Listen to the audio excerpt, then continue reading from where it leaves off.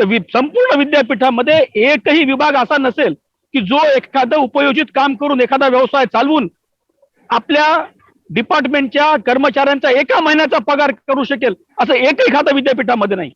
त्यामुळे तुम्ही विद्यार्थ्यांना ब्रेड पाव कसे बनवायचे शिकवणार, मात्र तुम्ही बेकरी चालू शकणार नाही. तुम्ही त्यांना दुधाचा व्यवसाय कसा चालवायचा म्हणणार, पण तुम्ही 1 लिटर दूध परभणीमध्ये ओपन मार्केटमध्ये विकू शकत नाहीत.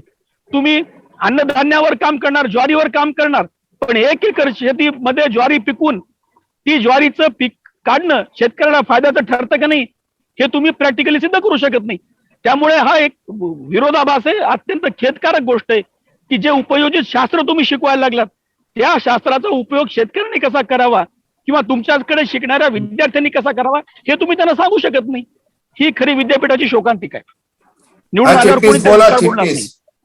तर खासदार किंवा इतर नेते जे आहेत ते विद्यापीठाच्या जमिनीवर डोळा ठेवून आहेत. त्यांना विविध प्रकल्पासाठी जमीन हवी आहे. आता बघा, परभणी मेडिकल कॉलेज उभं करण्याचा प्रस्ताव ज्यावेळेला आला त्यावेळेला विद्यापीठाचीच जमीन मागण्यात आली.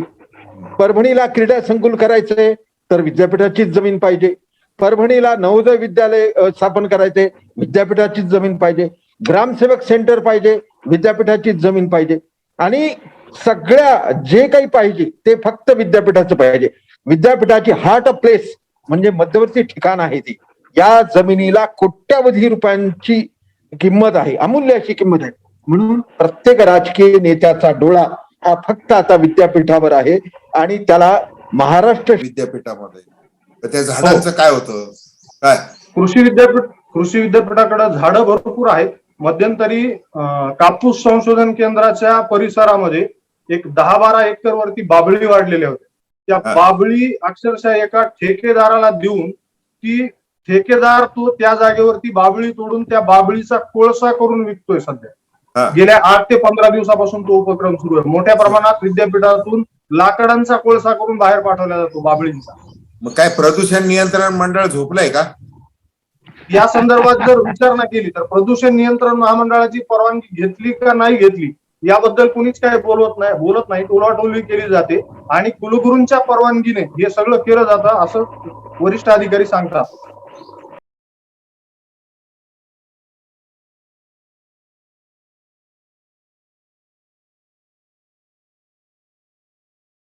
मीडियाच्या व्यासपीठावर आपलं स्वागत आहे.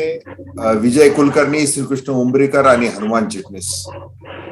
आज आपण बोलणार आहोत वसंतराव नाईक मराठवाडा कृषी विद्यापीठ परभणी बद्दल. आपल्या मराठवाड्याचं भूषण म्हणून कृषी विद्यापीठ हे समजलं जातं, त्याच्याकडे तसं पाहिलं जातं. परंतु अलीकडच्या काळामध्ये ते मॉर्निंग वॉकला जाण्याचं एक उत्तम ठिकाण असं एवढंच त्याचं मर्यादित स्वरूप झालेलं दिसतंय. तशा प्रकारच्या बातम्या चहूकडून येत आहेत. विजय कुलकर्णी यांनी हा विषय सुचवलेला आहे 4था स्तंभ पुरस्काराच्या व्यासपीठावर बोलण्यासाठी. तर विजय कुलकर्णी, तुम्ही आता ह्या विषयाबद्दल सांगा की परभणीचं कृषी विद्यापीठ. तर नमस्कार. सर्वप्रथम मला या व्यासपीठावर आपण संधी दिली त्याबद्दल फळे सरांचे आभार. परभणीचं कृषी विद्यापीठ हे 1972 साली परभणीकरांच्या संघर्षामधून उभं राहील. हे कृषी विद्यापीठ उभा केल्यानंतर या विद्यापीठामधून अनेक संशोधन तयार होतील, संशोधन होतील आणि ते शेतकऱ्यांना उपयोगी पडतील असं सांगण्यात आलं. यासाठी स्थानिक शेतकऱ्यांच्या काही जमिनीही या विद्यापीठासाठी घेण्यात आलेल्या होत्या. परंतु असं काही झालेलं दिसून येत नाही. विद्यापीठातली संशोधनं ही बोटावर मोजण्या इतकी आहेत आणि दुसरी गोष्ट आलेला निधी हा सगळा इन्फ्रास्ट्रक्चर वरती खर्च केल्याचं दिसून येतं. विशेष म्हणजे विद्यापीठाची बरीचशी जमीन ही पडीक असल्याची स्पष्ट कबुली एका पत्रकार परिषदेत नुकतीच कुलगुरू डॉक्टर अशोक ढवण यांनी दिली होती. तर अशोक ढवण जर हे कबुली देत असतील तर त्यांनी जे कुलगुरू म्हणून इतके वर्ष काम केलेलं आहे त्याचं हेच काय फलित? तर तुम्ही त्यांना असं विचारलं नाही का उलट प्रश्न? हो, पण यासाठी कमी मनुष्यबळ आणि शासनाचा येणारा निधी अपुरा असल्याचं उत्तर त्यांनी त्यावेळी पत्रकार परिषदेत पत्रकारांना दिलं होतं. असं मूळ असं आहे की ब्रिटिश काळामध्ये कृषी संशोधन सुरू झालेलं, ते मुंगीच्या पावलांनी का होईना पण ब्रिटिश काळात सुरू झालेलं. त्याच्यानंतर ज्या वेळेला भारताला स्वातंत्र्य मिळालं त्यावेळेला आता हा अन्न आयात करणारा देश ठेवायचा नाही, तर आपल्याला निर्यात करणारा देश आणि कितीही मोठी लोकसंख्या असली तरी आम्ही अन्नधान्य तेवढ्या मोठ्या प्रमाणात पिकू, अशा प्रकारचा आत्मविश्वास निर्माण व्हावा त्या दृष्टीने कृषी क्रांती घडवली गेलेली आहे भारतामध्ये. आज 140 कोटी लोकसंख्या असून देखील आपण अन्नधान्याच्या बाबतीमध्ये स्वयंपूर्ण झालेलो आहोत. परंतु नुसतं धान्याचे कोठार भरलं म्हणजे कृषी प्रगती झालेली आहे का असं समजता येत नाही. त्याच्यामुळे कृषी संशोधनाचं, कृषी विद्यापीठाचं, कृषी शिक्षणाचं हे महत्व हे दिवसेंदिवस उलट वाढतंय. आणि आता सगळं जे सेंद्रिय शेती वगैरे सगळा जो आग्रह केला जातोय, त्याच्यानंतर परदेशी वाण नको, आम्हाला स्वदेशीच वाण पाहिजे असा आग्रह धरला जातोय. तर त्यामुळे तर अजून आपल्या भारतामधल्या कृषी विद्यापीठांसमोर संशोधन आणि अभ्यासाचं महत्व वाढलेलं आहे. आता महाराष्ट्रामध्ये जी कृषी विद्यापीठं आहेत त्याच्यामध्ये राहुरी कृषी विद्यापीठ असेल किंवा अन्य अजून 2-3 विद्यापीठं असतील, त्याच्यामध्ये वसंतराव नाईक या मराठवाडा कृषी विद्यापीठाचं नाव यासाठी घेतलं जावं की तिथं मनुष्यबळ कमी आहे म्हणून त्या जमिनीचा वापर केलेला नाही. आता ज्या वेळेला शरद पवार हे केंद्रामध्ये 10 वर्ष कृषी मंत्री होते, त्यांनी महाराष्ट्राकडे जास्त लक्ष दिलं हे स्वाभाविक आहे. तसं मग कृषी विद्यापीठांमध्ये जी काही लोक विद्यार्थी शिकायला येतात किंवा संशोधक येतात ते काही बाहेरच्या देशातून सुद्धा येतात, आपल्या देशातले बाहेर जातात, असे आदान प्रदान व्हावं यासाठी एक प्रयत्न केला गेला होता. दुसरं, दिल्लीची जी संस्था आहे भारतीय कृषी विज्ञान संस्था म्हणजे ICAR आपण त्याला असं म्हणतो, तर त्यांनी पण खूप मोठे प्रयत्न केले, अनेक कोटी रुपयांची तरतूद त्याच्यामध्ये केली गेलेली होती. आणि मग ह्या जमिनींवर प्रयोग तसे केले पाहिजे, नव्या नव्या वाहनांचे प्रयोग केले पाहिजे. मग आता मनुष्यबळाची कमी आहे म्हणजे आता वैज्ञानिक कमी आहेत का? मग वैज्ञानिक जर कमी आहे तर त्याच्यामध्ये असा एक मार्ग काढून देण्यात आला होता, तशी मार्गदर्शक तत्वेच जाहीर करण्यात आली होती की तुम्ही आजूबाजूच्या शेतकऱ्यांना विश्वासात घ्या, काय त्यांना ही शेती करायला द्या. जर तुमच्याकडे एक वैज्ञानिक असेल किंवा एक संशोधक असेल तर त्याच्या माध्यमातून काय करता येणार, तर तुम्ही मनुष्यबळाचं कारण न सांगता तुम्ही आजूबाजूच्या शेतकऱ्यांची मदत घ्या, त्या प्रांतातल्या शेतकऱ्यांची मदत घ्या, शेतकऱ्यांना तसं खुलं आव्हान करा की तुम्ही या आणि या प्रयोगामध्ये तुम्ही सामील व्हा, बघा काय होतं. म्हणजे फक्त पुस्तकी शिक्षण नाही तर प्रत्यक्ष रानामध्ये शिक्षण दिलं जावं यासाठी ही योजना होती. तर हनुमंत यासाठी बोला विजय बोला. सर, यासाठी कागदोपत्री प्रयोग विद्यापीठ प्रशासनाच्या वतीने केले गेलेले आहेत, परंतु गेल्या 20 वर्षामध्ये स्थानिक पातळीवरचा शेतकरी आणि विद्यापीठ प्रशासनाची नाळ अद्यापही जुळली गेली नाही. म्हणजे विविध प्रयोग शेतकऱ्यांच्या शेतामध्ये विद्यापीठाने किंवा तिथल्या प्राध्यापक संशोधकांनी जाऊन केलेत असं तरी काही निदर्शनास आलेलं नाही. हा, तर हनुमंत चिटणीस तुम्ही पत्रकार म्हणून कसं बघताय? सर, हा विद्यापीठाचा मराठवाडा विद्यापीठ याचं नाव पूर्णपणे वसंतराव नाईक मराठवाडा कृषी विद्यापीठ असं आहे. त्या नावाला साजेलचं असं कार्य अपेक्षित होतं, परंतु तसं काही घडले नाही. मध्यंतरी त्या स्थित्यंतर बरंच झाली आणि आता विजय कुलकर्णींनी सांगितल्याप्रमाणे 2500 हेक्टर जमीन ही अजूनही पडीत आहे, ती वाहिली जात नाही, त्याच्यावर पीक संशोधन केलं जात नाही किंवा त्या उपयोगात आणली जात नाही. वैज्ञानिक भरपूर आहेत, संशोधक भरपूर आहेत, पण त्या प्रमाणात शेतकऱ्यांना त्याचा अजिबात फायदा झालेला नाही, होतही नाही. मराठवाडा कृषी विद्यापीठावर अनेक प्रकारचे आरोप होत आहेत. मग विविध राजकीय पक्षाकडून, नेत्याकडून त्याचे सर्रास आरोप, बेकायदेशीर अनियमितता, बेकायदेशीर भरती घोटाळा, अनेक घोटाळे विद्यापीठाचे अगदी विधानसभेमध्ये सुद्धा हे गाजले. परंतु याच्याकडे अक्षम्य सरकारचं दुर्लक्ष झालं आणि हे फावलं. एक तर किस्सा असा आहे की याच विद्यापीठामध्ये परभणी महानगरपालिकेचे उपायुक्त रणजित पाटील यांची कुलसचिव म्हणून नियुक्ती झाली. कुलसचिव म्हणून नियुक्ती झाल्यानंतर यांनी वेतन श्रेणी घेतली विद्यापीठाकडून 21 लाख रुपये त्यांच्याकडे जास्तीचे घेण्यात आले. ही बाब कार्यकर्त्यांच्या लक्षात आली. काहींनी थेट मंत्रालयापर्यंत हा विषय नेला आणि शेवटी सरकारनं आदेश दिला की 21 लाख रुपयांची भरणा तातडीनं करावी. कुलगुरू ढवण, अशोक ढवण त्यांचं नाव, त्यांनी हे 21 लाख रुपये तातडीने भरावेत, एक रकमी भरावेत असा आदेश काढला आणि त्याच दिवशी त्याची पूर्तता झाली. परंतु त्याच्यानंतर रणजित पाटील हे महापालिकेचे परभणीचे उपायुक्त म्हणून रुजू झाले. म्हणजे बघा, महापालिकेतून विद्यापीठात गेले, विद्यापीठातून पुन्हा महापालिकेत आले, 21 लाख रुपयांची वेतनश्रेणीचा आरोप झाला. हा विषय मंत्रालयापर्यंत गेला, परंतु त्यांना अभयदान देण्यात आलं.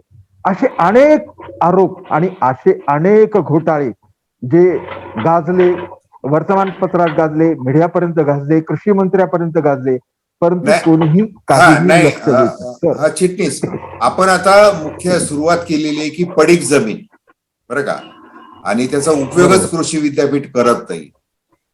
ही मोठी शोकांतिका आहे कृषी विद्यापीठ म्हणून. आता इतर जे काही भ्रष्टाचार आहे, नोकर भरती आहे, बाकीचे अनेक विषय, प्रदूषणाचे नियम पाळले गेलेले नाही, आपण त्याच्याकडे येणार आहोत. तर तत्पूर्वी मी श्रीकृष्ण उंबरीकर आपल्याला असं विचारतोय, आता हे पत्रकार बांधव काय बोलतात ते जोरजोरात तुम्ही ऐकलंय, तुम्ही आपलं मत सांगा. विद्यापीठांनी संशोधनासाठी लागती म्हणून आमाप जमीन जमा करून ठेवली, शेतकऱ्यांकडनं घेतली आणि तिचा वापर विद्यापीठ पूर्ण क्षमतेने करू शकत नाही. आणि आजची परिस्थिती अशी आहे की ज्यांची जमीन घेतल्या गेली ते शेतकरी अत्यंत हालाकीच्या अवस्थेत आहेत आणि त्या जमिनीचा वापर शासन करत नाही, विद्यापीठ करत नाही. अशा परिस्थितीत निदान पडीक असलेली जमीन तरी ज्यांच्याकडून घेतली त्या शेतकऱ्यांना परत करण्यात यावी, त्यांना ती कसू द्यावी. मालकी भरे विद्यापीठाची राहो, पण त्यात त्या शेतकऱ्यांना 4-5 उत्पन्न तरी मिळू शकतं, असा एक तोडगा ह्याच्यातून तात्पुरता निघायला हवा. पण ह्याच्यात कोणताही तोडगा न काढता या प्रश्नाचं केवळ राजकारण करण्याचं काम चालू आहे. परभणीला विद्यापीठ मिळावं म्हणून तेव्हा राजकारण झालं, नंतर विद्यापीठाच्या नावावरून राजकारण झालं, आता विद्यापीठाचं पुन्हा नाम विस्तार करून त्यातही पुन्हा राजकारण झालं. आणि हे नावं ठेवण्याच्या कामात आता फक्त विद्यापीठ केवळ नावं ठेवायच्याच लायकीत राहिलेलं आहे. इथं कोणतंही चांगलं काम आणि शेतकऱ्याच्या फायद्याचं काम होत नाही.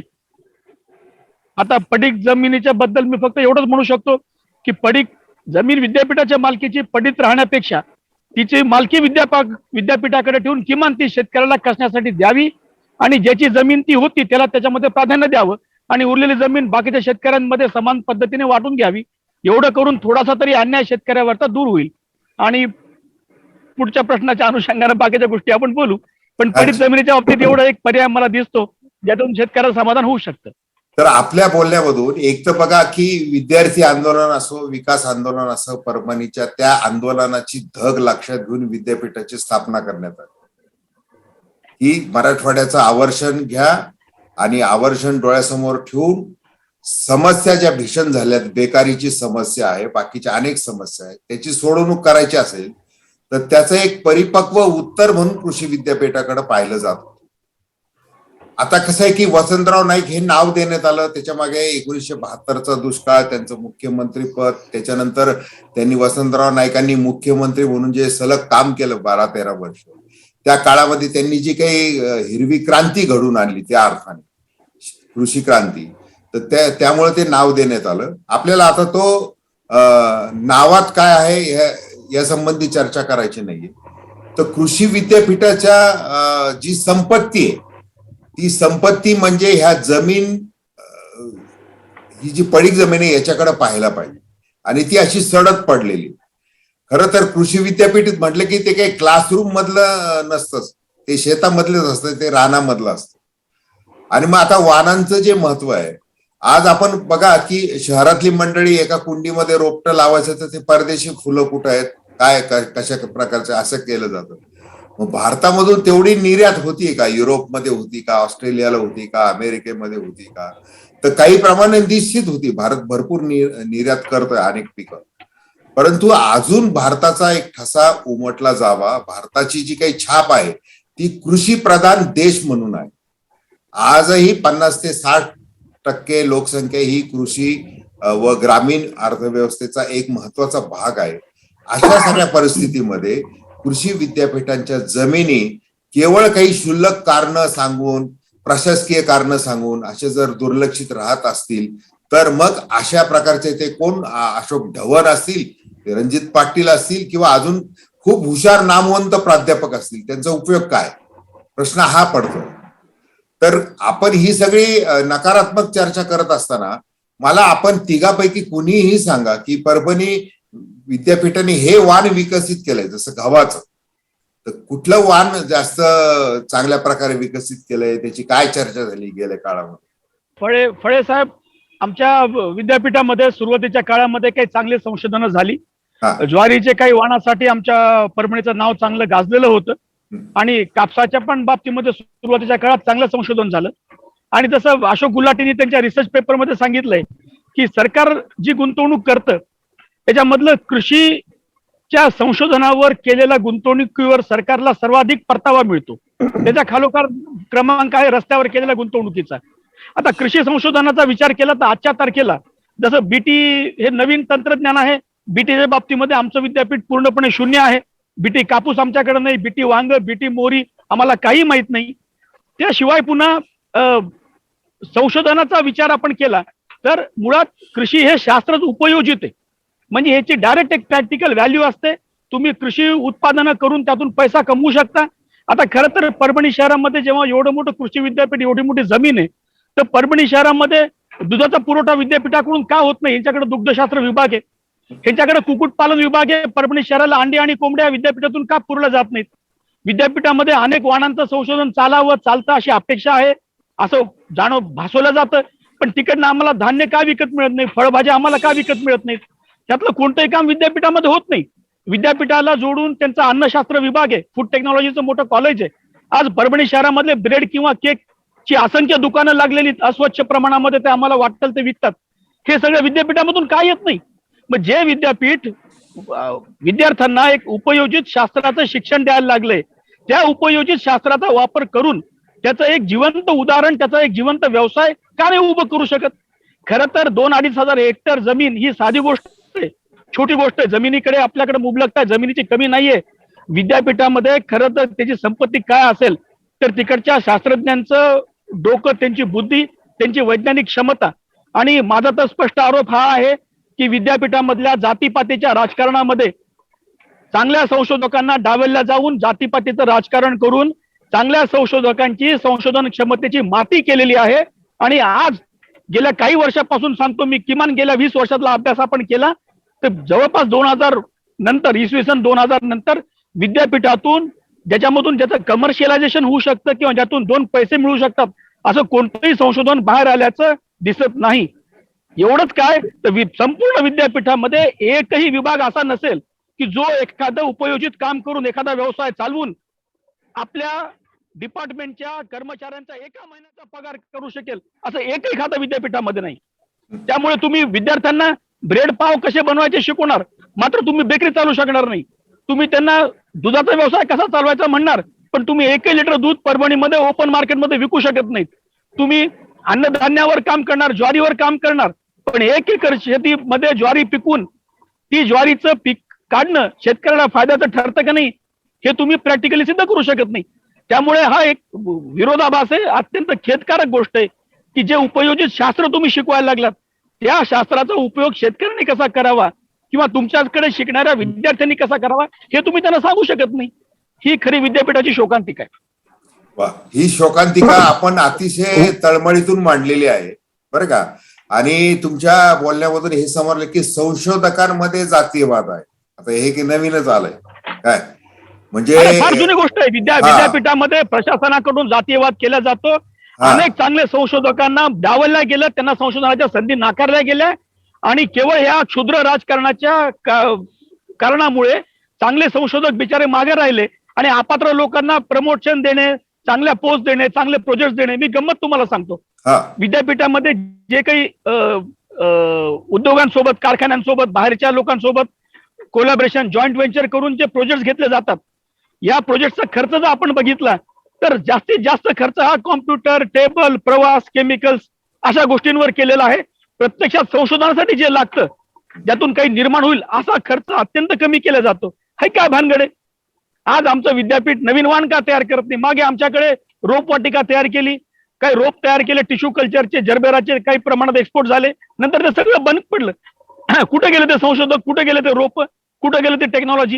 हे असं अनेक गोष्टी आहेत, त्याची यादी आपण म्हणजे करणं अशक्य होईल एवढ्या गोष्टी इथे झालेल्या आहेत.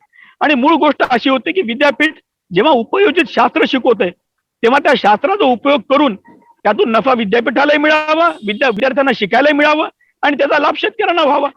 शेतकऱ्यांना तर कुठलाच लाभ झालेला दिसत नाही. म्हणजे परभणीला विद्यापीठ आहे म्हणून परभणीच्या पंचक्रोशीतल्या शेतकऱ्यांना काही लाभ झाला असेल तर कोणी शेतकऱ्यांना सांगावं.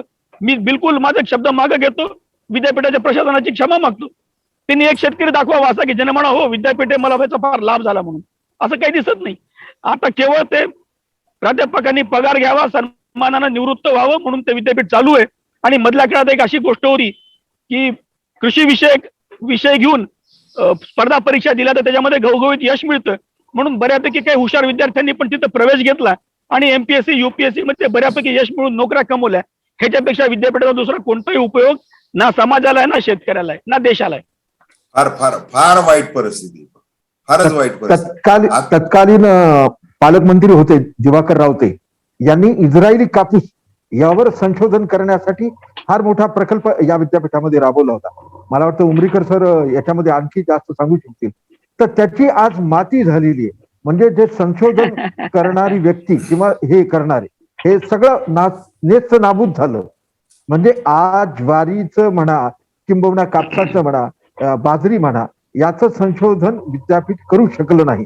मला वाटतं इस्रायली कापूस हा या तंत्रज्ञानाचा दिवाकर रावतेंनी फार मोठा प्रकल्प राबवला होता. तो आता नेस्त नाबूद झाला. बरोबर. ते हिंगोलीचा लांब धाग्याचा जो कापूस आहे हिंगोलीचा, नाही हे सगळ्या त्याचं वाण कुठंच आहे. हे सगळ्या बोलायच्या गोष्टी आहेत. प्रत्यक्षात आमच्या विद्यापीठानं कोणतंही काम केलं नाही. आणि जसं आपण तो दंतकथा परीस आपण ऐकतो की ज्याला कशाला परीस लावला त्याचं सोनं होतं, तसं आमचं विद्यापीठ अँटी परीस आहे. हे ज्याला कशाला हात लावलं त्याची माती करतं. आम्ही त्याच्यामध्येच माहीर आहोत. आम्ही आता बघा तुमच्या बोलण्यातून हे दिसतंय की सोयाबीनच्या पिकाची माती झाली विद्यापीठात. विधिमंडळामध्ये हा देवेंद्र फडणवीस यादव सगळ्याच पिकांची विद्यापीठाने कुठलं ना संशोधन केलंय ना काही शेतकऱ्यांना मदत केली आहे.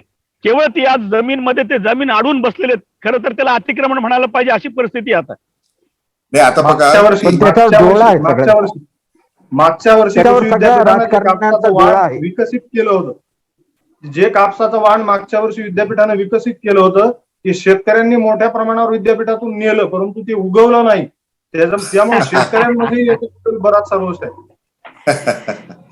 म्हणजे बघा ज्या कारणासाठी विद्यापीठ आहे तिथून 1 लिटर दूध बाहेर येत नाही, काय एक कोंबडीचं अंड बाहेर येत नाही, एक चांगलं वाण बाहेर येत नाही, एक चांगला विद्यार्थी बाहेर येत नाही. मग म्हणजे मी सकाळी आपल्यापैकीच कुणीतरी माझ्याशी बोललं की हे फक्त मॉर्निंग वॉकचं एक ठिकाण राहिलेलं आहे.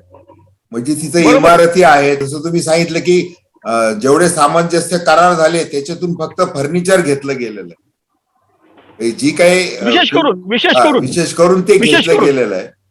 आता तिथं संशोधन बाहेर नाही आलेलं की ज्याच्यातून 2 पैसे विद्यापीठाला मिळतील किंवा विद्यापीठाचा खर्च भागू शकेल.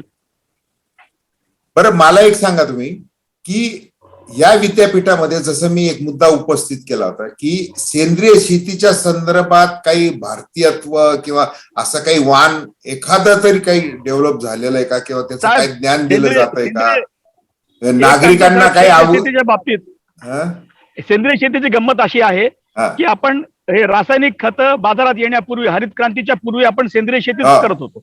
भारतातली संपूर्ण शेती सेंद्रिय शेती होती. आणि तेव्हाच्या 40-50 करोड लोकसंख्येला सुद्धा ते शेतीमधलं उत्पादन पुरवत नव्हतं. आज आपण जे वाण जपायला पाहिजेत म्हणून तळमळीनं बोलतो आणि खास करून एनजीओ टाईप लोक जास्त बोलतात, तीच वाणं भारतामध्ये होती. कोणतंही हायब्रिडचं वाण आपल्याकडे नव्हतं, कोणतंही क्रॉसब्रीडचं वाण आपल्याकडे नव्हतं, बीटीचं आपण तेव्हा नावही ऐकलं नव्हतं. त्यावेळेस अनेक लोक दुष्काळामध्ये बिना अन्न पाण्याचे तडफडून गेले. त्यामुळे सेंद्रिय शेती आजच्या लोकसंख्येला पुरणार नाही. ते फॅड आहे. ते मोजक्या लोकांनी करावं, त्यांनी ते उत्पादन घ्यावं आणि आनंदानं खावं की आम्ही सेंद्रिय अन्न खातो म्हणावं. पण हे केवळ मोजक्या मुठभर लोकांचंच काम आहे. 100, 125, 150 कोटीच्या लोकसंख्येला पुरेल असं अन्नधान्य सेंद्रिय शेतीमधून निर्माण होणं अशक्य आहे.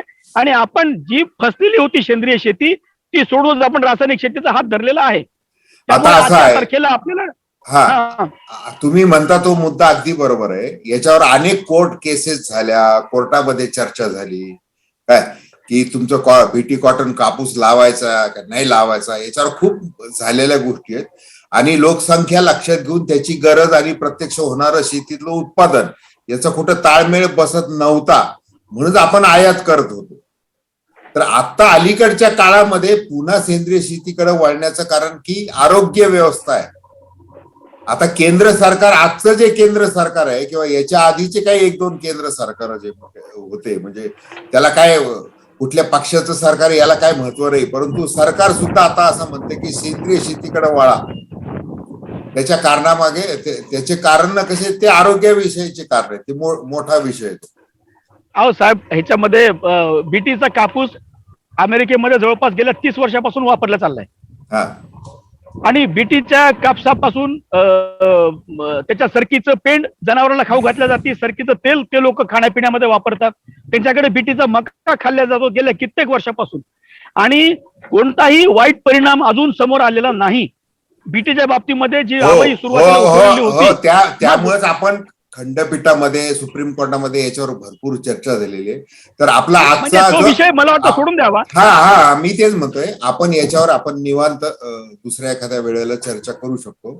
तर आणि विद्यापीठानं पण सेंद्रिय शेतीवर काय करणार आहे? आता प्रश्न असा आहे की नाही, मी काय करू शकणार आहे, तर त्याचा खूप मोठं लांबलचक उत्तर आहे आपल्याकडं, बरं का. परंतु ते आता वेळ घालवायचा नाही त्याच्यामध्ये. तर आता मला हे सांगा, विजय कुलकर्णी, काय तुम्ही हा प्रामुख्याने विषय या चौथा स्तंभाच्या व्यासपीठावर आज मांडताय, तर तुम्ही याच्या संबंधी आता पुन्हा सेंद्रिय शेती म्हणजे शाश्वत विकास, कृषी विद्यापीठांचं जे काही काम आहे, संशोधनाचं काम आहे, मग त्या संबंधी किंवा तिथलं जे एकूण वातावरण आहे, ती पडीक जमीन आहे, मग त्याच्याबद्दल चांगलं काय केलं जात आहे, वाईट काय घडत आहे, याच्याबद्दल तुम्ही काय वार्तांकन केलेले?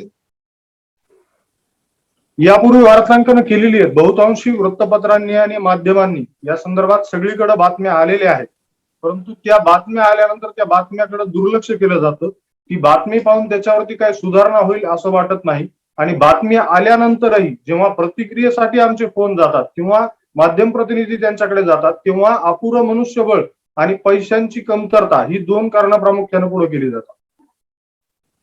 तर असे कुठले, म्हणजे त्या तिथं झाडं भरपूर आहेत तुमच्या विद्यापीठामध्ये, तर त्या झाडांचं काय होतं काय? कृषी विद्यापीठाकडे झाडं भरपूर आहेत. मध्यंतरी कापूस संशोधन केंद्राच्या परिसरामध्ये एक 10-12 एकर वरती बाबळी वाढलेल्या होत्या. त्या बाबळी अक्षरशः एका ठेकेदाराला देऊन, ती ठेकेदार तो त्या जागेवरती बाबळी तोडून त्या बाबळीचा कोळसा करून विकतोय सध्या. गेल्या 8 ते 15 दिवसापासून तो उपक्रम सुरू आहे. मोठ्या प्रमाणात विद्यापीठातून लाकडांचा कोळसा करून बाहेर पाठवला जातो बाबळींचा. मग काय प्रदूषण नियंत्रण मंडळ झोपलंय का? या संदर्भात जर विचारणा केली तर प्रदूषण नियंत्रण महामंडळाची परवानगी घेतली का नाही घेतली याबद्दल कुणीच काय बोलत नाही. टोलाटोली केली जाते आणि कुलगुरूंच्या परवानगीने हे सगळं केलं जातं असं वरिष्ठ अधिकारी सांगतात. तर आता उंबरीकर यांच्यासारखे सजग, एकदम तत्पर असे संवेदनाक्षम नागरिक आहेत तिथे काय, तर यांची काही संघटना काही तिथं काही आहे का काही? म्हणजे हे बघा की सिव्हिल सोसायटी, आपण जे म्हणतो सिव्हिल सोसायटी, तर जागरूक नागरिकांना तो अधिकार कायद्याने दिलेला आहे. तुमची स्थानिक स्वराज्य संस्था असो, तुमची महापालिका असो किंवा तुमचं हे कृषी विद्यापीठ असो, कुठेही जाऊन तुम्हाला ज्या गोष्टी खटकतात त्या गोष्टी जाऊन तिथं बोलण्याचा, सांगण्याचा, त्याच्यावर चर्चा करण्याचा अधिकार कायद्यानेच दिलेला आहे सिव्हिल सोसायटीवर. तर त्या अर्थाने जर एवढं मोठं काही होतंय, तर उंबरीकर तुम्ही सांगा की तुम्ही काही सहभाग घेतलेला आहे किंवा अजून कुणी लोकांनी परभणीच्या घेतलेला आहे की काहीतरी जरा कान उपटावेत बा. निष्क्रियतेचा दोष स्वीकारतो आणि आम्ही काही केलं नाही. मी तुम्हाला स्पष्टपणे कबुली देतो की आम्ही काही नागरिकांनी याच्यामध्ये काही केलेलं नाहीये. बरं, लोकप्रतिनिधी काय करतात मग? लोकप्रतिनिधी, खासदार आहे, आमदार आहे, त्यांना हे पडिक जमिनी विरोधी पक्षामध्ये असताना विरोधी पक्षामध्ये असताना ह्या मुद्द्याचं राजकारण करतात आणि सत्तेमध्ये किंवा सत्तेचा वास आला तर ह्या विषयावर कोणी बोलायला तयार होत नाही. आणि जेव्हा की तुमच्या कलेक्टर ऑफिसच्या परिसरामध्ये अतिक्रमण आहेत, आमच्या सेंट्रल ऍडमिनिस्ट्रेटिव्ह बिल्डिंगच्या परिसरात अतिक्रमण आहेत, म्हणजे जे डोळ्यांनी बघितलेल्या अतिक्रमणावर कलेक्टर किंवा एसपी काही करत नाही, तिथं माझ्यासारख्या सामान्य नागरिकांनी विद्यापीठातल्या भ्रष्टाचारावर कशाला काही करायचंय? साधी गोष्ट आहे. हे म्हणजे भ्रष्टाचार एवढा तुमच्या तो तर प्रशासनाचा एक भाग झालेला आहे. त्यामुळे तिथे काय माती होती याच्यात आम्हाला रस नाही. आता गमतीची गोष्ट तुम्हाला सांगतो मी, जसं की एअर इंडियामध्ये भ्रष्टाचार होता. एअर इंडियाचा कारभार अत्यंत गबाळा, गलिच्छ आणि तोट्यात जाणारा होता. झालं काय, एक 50-50 हजार कोटी रुपये खर्च करून शेवटी एअर इंडियाचं खासगीकरण झालं आणि माझ्यासारखा नागरिक आनंदात आहे. उद्या विद्यापीठाचं खासगीकरण होणार, हे संपूर्ण विद्यापीठ त्याचं संपूर्ण इन्फ्रास्ट्रक्चर कोणाला तरी भाड्याने दिलं जाणार आणि इथून पुढे तुम्ही चालवले त्या दिवशी आम्ही खुश होत. तोपर्यंत आहे ती व्यवस्था बदलणं शक्य नाही, कारण भ्रष्टाचार 5वीला पुजलेला आहे. भ्रष्टाचार नसलेलं मला खातं सांगा, भ्रष्टाचार नसलेली मला स्कीम सांगा, भ्रष्टाचार नसलेलं एखादं मला ऑफिस सांगा, मी मान्य करतो. पण हे होणारच आहे. दुर्दैवाने असं आता एक मानसिकता झालेली आहे. आणि आज नाही तर उद्या विद्यापीठ काहीही कामाचं नाही, ना जनतेच्या, ना शेतकऱ्याच्या, ना सरकारच्या. एक दिवस विद्यापीठ बंद पडेल आणि फिरायला जाणाऱ्या लोकांना अजून चांगली सोय होऊन जाईल, रस्ता अजून मोकळा असेल, एवढंच. बाकी दुसऱ्या याच्यातून काही निष्पन्न होईल असं मला वाटत नाही. खासदार काय करतात? खासदार किंवा आमदार, पालकमंत्री यांचे काय काय आहेत वेगळे गोष्टी विद्यापीठाच्या बाबतीत? हे विद्यापीठाच्या जमिनी मित्र सांगतील. हनुमान चिट्टीस जमिनीचं राजकारण सत्तेच्या बाहेर असताना सगळेजण करतात आणि सत्तेत आल्याच्या नंतर कोणी माणूस त्या विषयाला हात लावत नाही. हे फॅक्ट आहे. बस जेव्हा तुमच्या निवडणुका समोर आहेत तेव्हाच लोक बोलणार, नंतर कोणी बोलणार नाही. निवडून आल्यावर कोणी त्या विषयावर बोलणार नाही. तर खासदार किंवा इतर नेते जे आहेत ते विद्यापीठाच्या जमिनीवर डोळा ठेवून आहेत. त्यांना विविध प्रकल्पासाठी जमीन हवी आहे. आता बघा, परभणी मेडिकल कॉलेज उभं करण्याचा प्रस्ताव ज्यावेळेला आला त्यावेळेला विद्यापीठाचीच जमीन मागण्यात आली. परभणीला क्रीडा संकुल करायचंय तर विद्यापीठाचीच जमीन पाहिजे. परभणीला नवोदय विद्यालय स्थापन करायचे, विद्यापीठाचीच जमीन पाहिजे. ग्रामसेवक सेंटर पाहिजे, विद्यापीठाचीच जमीन पाहिजे. आणि सगळ्या जे काही पाहिजे ते फक्त विद्यापीठाचं पाहिजे. विद्यापीठाची हार्ट ऑफ प्लेस म्हणजे मध्यवर्ती ठिकाण आहे ती. या जमिनीला कोट्यावधी रुपयांची किंमत आहे, अमूल्य अशी किंमत आहे. म्हणून प्रत्येक राजकीय नेत्याचा डोळा हा फक्त आता विद्यापीठावर आहे आणि त्याला महाराष्ट्र शासनाच्या अधिकाऱ्यांचा सबळ हात आहे. एवढंच नाही, मॉर्निंग वॉक साठीच नाही तर शासकीय अधिकारी आणि मंत्र्यांसाठी राहण्यासाठी उत्तम असं विद्यापीठ आहे.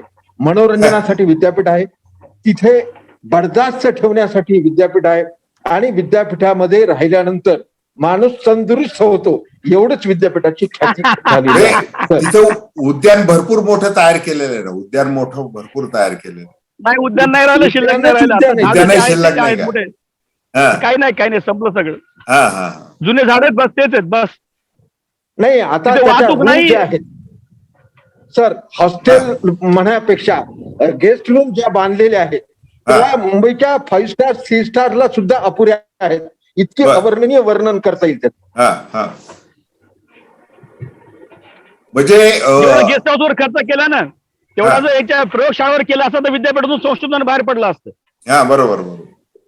म्हणजे तुम्ही जे मगाशी म्हटला की ज्या शेतकऱ्यांच्या जमिनी अधिगृहित केल्या, संपादित केल्या ह्या कामासाठी, निदान त्या शेतकऱ्यांना शेती तरी करायला तिथं द्या, म्हणजे त्या जमिनीचा वापर होईल आणि कृषी विद्यापीठाचा मूळ हेतू जो आहे तो साध्य होईल. असा त्याला खूप मोठं वाण शोधण्यासाठी खूप मोठा संशोधक पाहिजे, असंही कधी कधी होत नाही. एखादा साधा शेतकरी सुद्धा काही गोष्टी नाविन्यपूर्ण करू शकतो. हे सगळं याच्याकडे लक्ष देण्याऐवजी जसं हे पत्रकार म्हणतात आमचे की सगळ्या कुठलंही काही संस्था उभी करायची तर विद्यापीठाची जमीन हडप करायची आणि सगळ्याचं काय तुझ्यानं म्हणजे काय सगळ्यांचं स्वाहा सगळं चालू आहे. तर अशा परिस्थितीमध्ये विजय कुलकर्णी यांनी हा अतिशय चांगला विषय मांडलेला आहे. भलं ते या विषयावर आज कमी बोललेले आहेत तर मी त्यांना 1-2 मिनिट देतोय, 2 मिनिट, मग आपण समारोप करतोय याचा. विजय सर, आता चिटणीस सर जे बोलले ते चिटणीस सरांच्या बोलण्याला एक दुजोरा आहे की आता लेटेस्ट महाविकास आघाडी सरकारनं एक विद्यापीठ कायदा नवीन तयार केला. या विद्यापीठ कायद्यामध्ये पहिले जे राष्ट्रपतीला राज्यपालांना अधिकार होते त्यामध्ये आता राजकीय हस्तक्षेप वाढणार आहे आणि चिटणीस सर म्हणतात तसं या विद्यापीठाच्या जमिनींवरती राजकारण्यांचा जर डोळा असेल तर या पद्धतीनं राजकारण्यांना विद्यापीठाच्या जमिनी हस्तांतरित करणे सोपं जाऊ शकतं. चला, अतिशय छान. विजय कुलकर्णी खूप चांगला विषय ठेवला, चांगलं आपण सहभाग घेतला तिघांनी. आणि जाता जाता मला आपल्याला सांगायचं, हे आपल्याला जे दिसतंय अप्रतिम Mahavakta public talent reality show series 2022-2032, तर उंबरीकर आपल्या मनातली जी खदखद आहे, जी तळमळ आहे, जो अभ्यास आहे, जी साधना आहे काय, आणि जो दूरदृष्टिकोन आहे एकूण कृषी विद्यापीठाबद्दलचा, असं अनेक नागरिकांच्या मनामध्ये अशा भावना असतात सार्वजनिक मालमत्तेविषयी, आणि त्याला कुठेतरी आंतरिक काही गोष्टी वाटत असतं की कुठं बोलावं आपण. तर त्यासाठीचं हे अप्रतिम महावक्ता व्यासपीठ आहे. हे 2010-11 मध्ये, म्हणजे ज्या वेळेला महाराष्ट्र राज्याचा सुवर्ण महोत्सव चालू होता त्या काळात हे सुरू झालेलं आहे. आणि आता ह्या काही महिन्यातच ते पुन्हा एकदा सुरू करतोय. आणि मागचं 2010 मध्ये फक्त जिल्ह्याच्या ठिकाणी गेलं होतं, आता प्रत्येक तालुक्याच्या ठिकाणी ते जाणार आहे. तर या उपक्रमामध्ये आपला निश्चित सहभाग असेल, असावा. आणि आपण जे काही आता पोटतिडकीने बोललेला आहात तसं अभ्यासपूर्ण बोलणं अपेक्षित तर आहेच, परंतु एक सिव्हिल सोसायटी म्हणून काही कृती कार्यक्रम सुद्धा या व्यासपीठावर असणार आहेत. हे सगळे जे लोकप्रतिनिधी असतील, तुमचे बाकीचे प्रशासन असेल, सगळे म्हणजे लोकशाहीतले सगळे एलिमेंट ह्या व्यासपीठावर एकत्र येतील आणि त्या भागातले प्रश्न पत्रकार म्हणून अप्रतिम मीडिया मांडणार आहे. आणि अप्रतिम मीडिया ही बहुआयामी संस्था आहे, त्याच्यामुळे सगळा print media, electronic media, new media याच्या बरोबर असणार आहे. तर अशा उपक्रमामध्ये आपण निश्चित सहभागी व्हाल. आपण तिघांनी आज परभणी कृषी विद्यापीठातल्या पडीक जमिनी आणि एकूणच ढवणांचा कारभार आणि राजकारण्यांचा दृष्टिकोन या संबंधी परखड भाष्य केलेलं आहे. याबद्दल आपले खूप खूप आभार. धन्यवाद. धन्यवाद. धन्यवाद सर. धन्यवाद. धन्यवाद.